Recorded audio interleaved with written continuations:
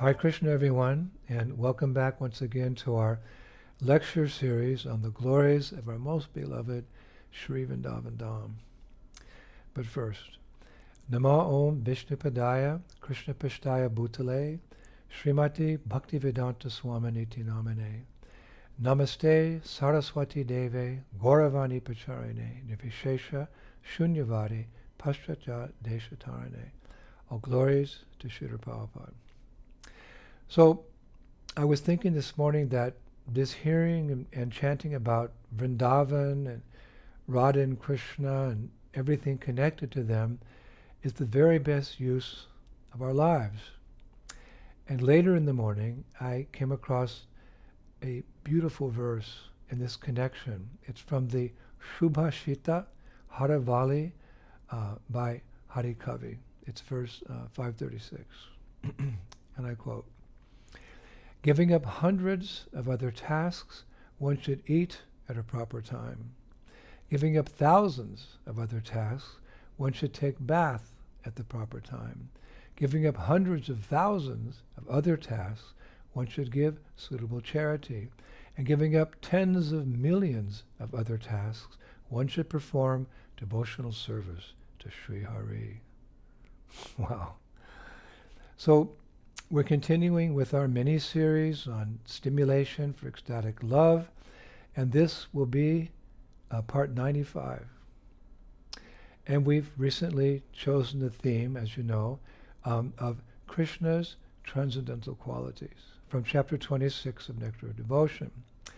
And we mentioned in our last lecture that Rupa Goswami says in Bhakti Rasamrita Sindhu, Krishna has 64 outstanding qualities, of which 4 are most prominent. And I think it's good to recite them again. Number 1, he is the performer of wonderful varieties of pastimes, especially his childhood pastimes. Number 2, he's surrounded by devotees endowed with the wonderful love of Godhead. Number 3, he can attract living entities from all over the universe by playing on his flute. And number 4, he has a wonderful excellence of beauty that cannot be rivaled anywhere in creation. Now, last week we spoke on the first one. Krishna is the performer of wonderful varieties of pastimes, especially as Lala in his childhood pastimes. But we did not exhaust that subject. How could you? Krishna's pastimes are unlimited. So we'll continue with it today. Now, the special beauty of Krishna's childhood pastimes, or for that matter, any and all of his pastimes in Vrindavan, is that he's controlled by the love of his devotees. That love is called prema vasya. And if one checks the definition of God, G-O-D, in a Western dictionary, he's defined as what? Supreme controller. But in Gaudiya Vaishnava philosophy, our philosophy as devotees in this Hare Krishna movement, we understand mysteriously, lovingly, he allows himself to come under the control of the love of his pure devotees, particularly in Braj. And he's not shy about it at all. There's that famous verse in Srimad Bhagavatam, 9.4.62, we hear Krishna speaking, Shri Bhagavan Uvacha, Aham Bhakta Paradhino Yashvatanta Iva Dvija, Shadabir Krishna Hridayo Bhaktir Bhakta Janapriya. Quote, the Supreme Personality of Godhead said to the Brahmana, I'm completely under the control of my devotees. Indeed, I am not at all independent. Because my devotees are completely devoid of material desires, I sit only within the cores of their hearts. What to speak of my devotee? Even those who are devotees of my devotee are very dear to me. Now, the Vaishnava poet, Govinda Swami, who actually lived in Vrindavan 500 years ago, describes very beautifully in his poem, Yelo ho Vaikuntha na yo, just how the Lord is controlled by his devotees. He writes, and I really love this, Lord Nrsingadev sat on the Shringasan of Hiranyakashipu and addressed all the demigods. O demigods, from this day forth I will reside forever in the shadow of my devotees. Wherever my devotees will go, I will be their shadow. O Prahlad, for you I won't return to my Vaikuntha abode. I will eternally reside with you. I am controlled by my devotees. Wherever and however they want me, I will come in that form for their pleasure. I am the Kataputali. It's a beautiful phrase. I am the Kataputali, the puppet, in the hands of my devotees. And the strings of these puppets are the strings of unconditional love for which I am controlled. The poet Govinda Swami says, O brother, leave everything aside and worship the lotus feet of Lord Narahari, who protects his devotees at all times when they need him. Wow. So Krishna is controlled by the love of his devotees. And there are those who worship him in his majestic forms, but more blessed, more fortunate are the Brajabasis, for whom he appears as a small child, a small baby. For more intimate pastimes, Vatsalya Ras, or Sakya Ras, or Madhurya Ras. Sri Nandadas, another poet who lived in Braj, I think around the same time, 500 years ago, he puts this very nicely in his Granta Vala Paravali. It's the first verse, actually. He writes, Lord Krishna, whose name the Vedas chant, Brahma chants, Lord Shiva chants, Lord Ananta chants, Narada, Shukadev, and Vedavyas chant, is beyond their comprehension. Lord Krishna, whose name his great devotees, Dhruva and Prahlad chant, Kunti's son, Arjun chants, and Draupadi chants, is the protector of the destitute. The king of elephants, Gajendra chants, the wife of Gautama chants, the beloved lady of the king chants, giving love to her children. Sri Nanda Das says, that is the same little Gopal. That is the same little Gopal, the upholder of Govardhan Hill, the dear son of Yashoda, who has enchanted everyone's heart with this beautiful form and remains the necklace on the heart of Sri Radha. And it remains the necklace on the heart of Sri Radha. It's like a great symphony. The symphony comes to a climax. Who remains the necklace on the heart of Sri Radha. Now, in Vrindavan, there is an ancient tradition of performing theater of Krishna's Leelas on stages. It was actually started by Sri Gopalpata Goswami, and these theaters are called Rasalila Madchan.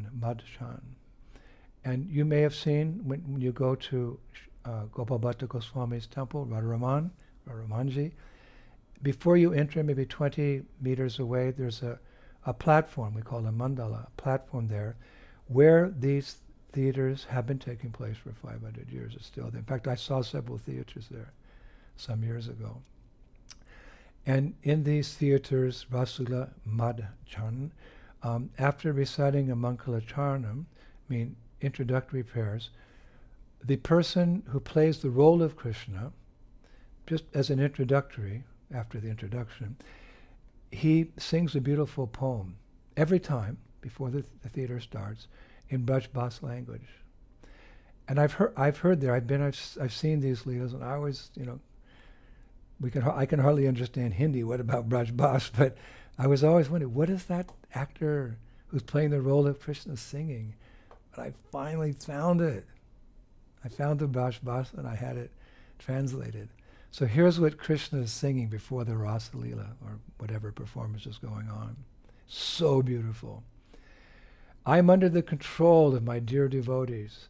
Throughout the day and night, I keep them in my heart. Not for a moment of the blinking of an eye do I ever forget them.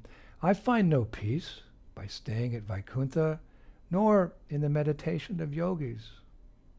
I find pleasure in staying close to wherever my devotees are singing about me day and night. I disguise myself according to the desire of my devotees. I break my own promises to honor the promises made by them, and thus I am known as biased. I wash their feet, I wash their cookery, I drive their chariot, and I serve them. I do everything for the pleasure of my devotees. I don't ask them for any reward, and I serve them limitlessly. If they offer me a fruit, a flower, a leaf, or some water, I accept it with love. I offer my very self to my dear devotees and forget about my own opulence. I do whatever my devotees desire. I continuously do whatever they want. Even if they sell me, I agree to be sold out of love. This is Braj Bhakti, Krishna's love for his devotees and devotees' love for Krishna. This we find only in Vrindavan. So therefore it's appropriate before these pastimes of Krishna, who's ever playing Krishna, before the play starts, he comes out every time and recites this beautiful poem. So amazing. All glories to Sri Vrindavan Dham. Now, as we know, some of the sweetest childhood pastimes of Krishna are Makanchor, his stealing butter. Srila Bivamangal Thakur writes in verse 34 of his beautiful Krishna Karnamrita, he writes as follows, O Krishna, who holds a flute, and is the beloved son of Nanda Maharaj, O dark, cloud-like one who roams in the forest, O thief of butter and hearts alike, your mischievous pastimes captivate the minds of devotees. And then in verse 82, O Krishna, who roams in the homes of the gopis, stealthily taking butter and hiding in the shadows, your divine mischief brings joy to the hearts of Braj. O beloved of the gopis, we are enchanted by your every move. So many of these butter-stealing pastimes are described in the following scriptures, if you want more references. In Srimad Bhagavatam, Canto 10, Chapter 8, of course, along with Vishwanath Chakravarti's Sarata Dharshani, his commentaries on that chapter. Also, we find them in Ananda Vrindavan Champu, it's Chapter 5, in Gopal Champu, in the section called Purva Champu, Chapter 7, and in Garga Samhita, Canto 1, Chapter 17. That took some research, doing it for you. And there's one very nice pastime wherein Mother Yasoda, she tricked Krishna into admitting he had stolen butter. So catching Krishna eating butter one day, she said, Krishna, you have stolen it, haven't you? But initially Krishna professed his innocence, saying, Maya, it couldn't have been me. For remember you sent me to Madhavan to herd the cows today. I left early in the morning and have just now returned with the setting sun. The cows and my friends are my witnesses. I have been away in Madhavan all day. Maya, how can you accuse me like this? Then he started crying, crocodile tears, and said, I returned tired and hungry, and you call me a thief, Maya. How can you be so cruel? Am I no longer your son?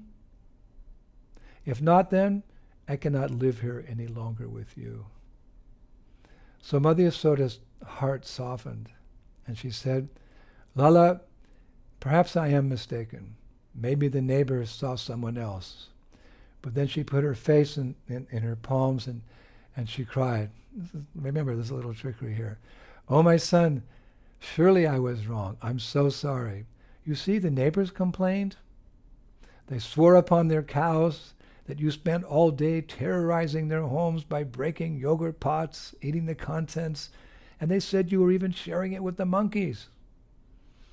So now Krishna, seeing his mother crying, Krishna's heart softened. And placing one hand on her arm, this is Vatsalya Ras, he pleaded, Maya, don't cry. I confess. I confess.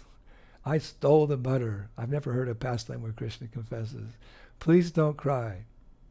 So hiding a smile as best she could, Yasoda looked at her son through her fingers and cried even louder, "No, forgive me, O innocent one. I wrongly accused you. It's as you say. You were in Madhavan. You couldn't have done it." Then Krishna squeezed his mother's arm, crying, "You are not to blame, mother. I did do it, I did." She replied, "No, you didn't." Krishna insisted, "Yes, I did." But barely able to contain her laughter with her trickery, Yasoda said, "No, you didn't." "Yes, I did," Krishna said. But now, Krishna started detecting something a little strange in his mother's voice. You kind of see through it, her trickery, and repeatedly tugging at her hands, he finally uncovered her radiant, smiling face, it's described, and realized she had tricked him. Then Mother Yasoda looked at Krishna with wide open eyes and said once more with a smile, "No, you didn't," and then laughing threw her arms around her son, covering his described, now smiling, tear-stained face with her kisses. And Krishna affectionately stroked his mother's hair, but still determined, and here's an important line here, not to be outdone, it's described, not to be outdone. Even after having been exposed as a thief, he kissed Mother Yasoda's cheek, came very close and whispered in her ear, saying, "Maya, yes, I did. Yes, I did." He wasn't outdone. Hare Krishna. This is the nectar of the gods. Now there's another pastime described by Kavi Kanapura in Ananda Vrindavan Champu, and I found that it's also mentioned by Srila Rupa Goswami in his Padyavali, text 42. Kind of combine them here.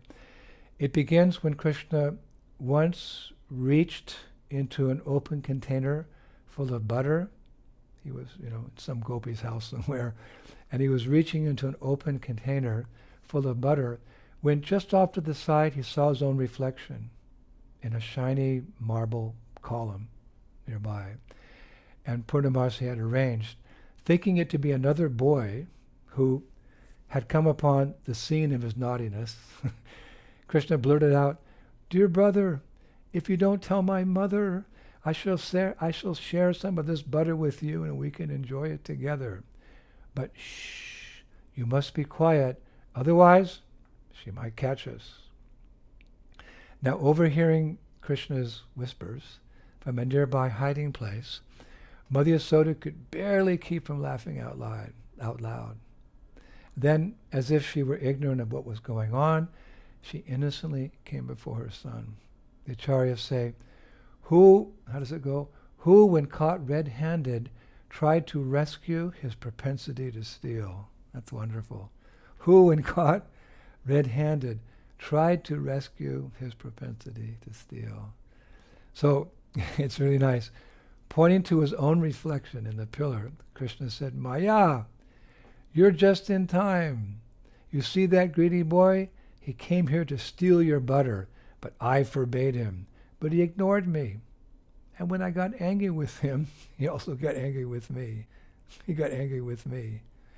Then shaking his head in a mischievous way, with a sly smile on his lips, Krishna went on, "But Maya, I'm not at all greedy for stealing butter. It's him, it's not me. I'm not greedy." He tried to get out of it. Now we move on. In Ananda Vrindavan Champu chapter 5, it's described that a little while later, Mother Yasoda was doing some housework and having, how's it described, neither seen nor heard of her son for quite some time, she became suspicious, as mothers would. So she called out, "Lala! Oh Lala Krishna, where are you, darling? What are you doing?" But Krishna had in fact broken into her storeroom of milk products, and now he was afraid he would be caught. So he ran to where Mother Yasoda was, and raising his hand with a very worried look on his face, he said, "Maya, look, my hand was burning from the heat caused by the ruby bangles you placed on my wrists." So I stuck my hand into a pot of butter to relieve the burning pain. But don't worry, Maya, the pain's not so bad. So Yasoda, she smiled and said, "Oh dear, that sounds terrible, my son. Come, sit on my lap at once and show me the burns on your hand." So as Krishna sat on her lap, Mother Yasoda looked at Krishna's wrist and kissing it, she said, "Oh, just see, your wrist is burned. My poor baby, I will remove those ruby bangles so you will no longer feel any pain." Now, generally when Mother Yasoda caught Krishna in the act of stealing, she would chastise him. The acharyas say, not for the loss of butter, but to fulfill her parental duty of training him to be honest and law-abiding, Krishna. But this time, it's very special, this time not wanting to make Krishna feel bad that day, she said, "Oh son, our entire stock of butter, ghee, and yogurt, it's all for you." And at that point, Krishna opened his eyes wide and he broke into a broad smile. Then he said, "It's all mine?" Yasoda replied, "Yes, dear, all of it." So the acharyas say, this is a rare instance where Krishna escaped the anger of his mother for his constant stealing of his favorite milk product, butter. Hare Krishna. And we're reminded of this stealing, of course, in the Damodar Ashtakam, a prayer by Satyavrata Muni. Therein we hear, "To the Supreme Lord, whose form is the embodiment of eternal existence, knowledge and bliss, whose shark-shaped earrings are swinging to and fro, who is beautifully shining in the divine realm of Gokula, and who, due to the offense of breaking the pot of yogurt that his mother was turning into butter, and then stealing the butter that was kept hanging from a swing, is quickly running from the wooden grinding mortar in fear of Mother Yasoda, but who has been caught from behind by her who ran after him with greater speed. To that Supreme Lord, Shri Damodar, I offer my humble obeisances." But in the nice pastime we described today, she didn't chastise him so much. So we got some rare glimpse today into Vrindavan Dham. Now finally, as Krishna and Balaram grew up a little bit, it's described that their mischief increased so much that Shukadev Goswami describes in Srimad Bhagavatam 10.8.25 as follows. When Mother Yasoda and Rohini were unable to protect their babies from calamities, because their babies are crawling all around, were unable to protect their babies, it's described from calamities, like coming in contact with horned cows, he says, fires, animals with teeth, swords, water birds, and thorns. They were always in anxiety, and thus their household engagements were disturbed. Now here's what's very nice. It increased their bhav.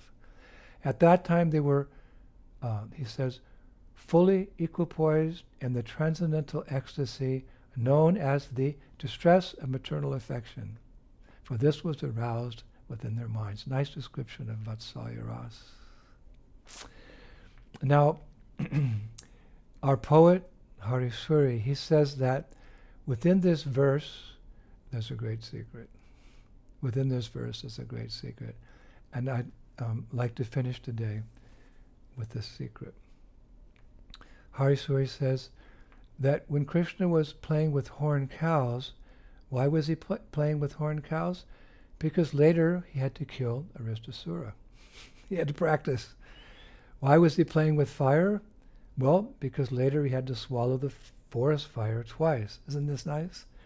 Why was he playing with animals with teeth, even his mother was so upset? Because later he had to kill the sharp-toothed Aghasura. Why was he playing with swords? So he explains, Nanda Maharaj would sometimes forget to lock his cupboard. And Krishna and Balaram would, therein they would find swords, and they would fight with those swords. Why, he says? Because Krishna was practicing his future war with Jarasandha. who had to fight so many times like that. Why was Krishna, a baby, going down to the ponds and almost falling in? He says, because later he had to chastise the Kaliya serpent. And why was he playing with, wild birds? Because later, Harisuri says, he had to kill Bakasura. And thorns? Why was he walking through thorns and bushes? Because later, he would have to remove all the thorn-like kings from the surface of the earth. So, practice makes perfect, and Krishna started practicing all these activities right from childhood. And Harisuri said, that's the hidden reason behind these pastimes. Hare Krishna, isn't that nice? We get through our acharyas, we get to look deep, deep into these wonderful pastimes. So, thank you, Prabhus. Yes, we're supposed to cover, 4 of these transcendental qualities of Krishna, 4, but we're kind of transcendently stuck on the first one, thank God. Krishna's childhood pastimes. So we have more of those pastimes to share with you through the vision of our beloved Srila Prabhupada and our previous acharyas, as it should be. So thank you so much, and we'll be back next Friday for more nectar from Sri Vrindavan Dham. Shishya Gauranitai ki, Shishya Krishna Balaram ki, Shishya Balashama Sundar ki, Vrindavaneshwari Shrimati Radharani ki, Mayapur Dham ki, Gauranitai ki, Shri Krishna Sankirtan Yagya ki, Nitai Gaur Pimanandi, Jai Jai Sisi Radhe Shyam. Glories